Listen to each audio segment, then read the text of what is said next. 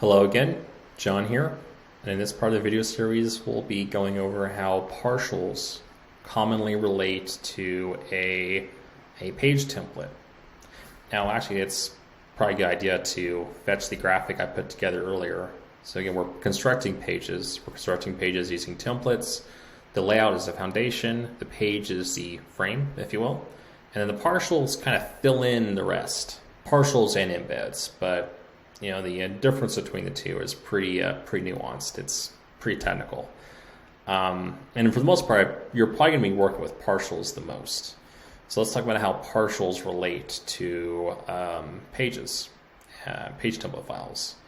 So I'm going to be talking about my favorite partial here, which is the, well actually I think it's a panel builder. Where's the page builder? There we go. Which is the page builder partial. So this little snippet over here, this little snippet of template language is what we use to inject a partial into the page. Kind of like how we inject a page into a layout, we use a little template snippet, layout : contents, to inject a page into a layout file. Well, we inject pages, or we inject partials the same way by using a template language snippet. And we don't need an opening and closing snippet. We just need this little guy right here. That's all we need.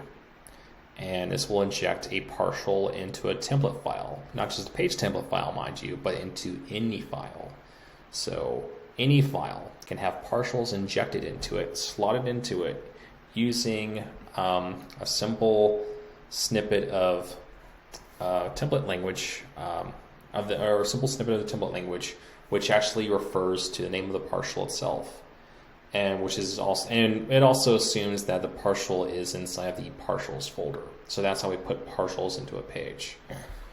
So I'm gonna go back a little bit, and I'm gonna go into the template partials part of the website, and I'm gonna show you the actual partial that we are putting into our page.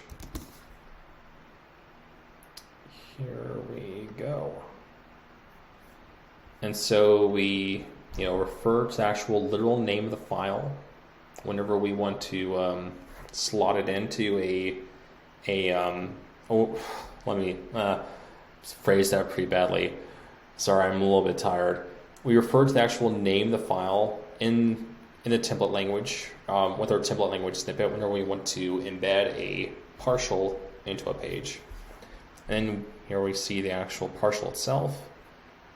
And so what we're doing is we are putting this partial, we're putting this HTML into that part of the page. Oof, I'm getting a little bit tired here, sorry. Now, this is my favorite partial because it's actually a partial consisting of even more partials. You remember that page builder part of the website? In fact, let's find one here. I think this one has a page builder, right? Has a panel builder.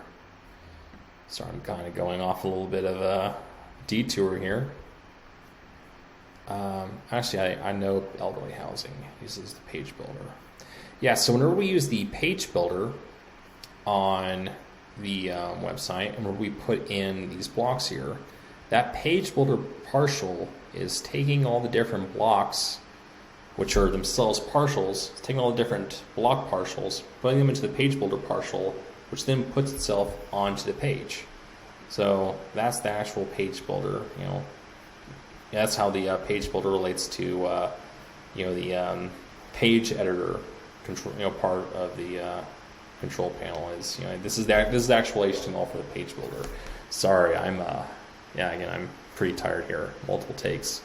So this is the page builder partial, and again, by simply referring to it using the template language in a page file, or for that matter any other template file, we can take this file here with all this HTML and all this template language, and we can put it into the page. Now let's go over some of the partials inside the page builder partial in the next video. Stay tuned.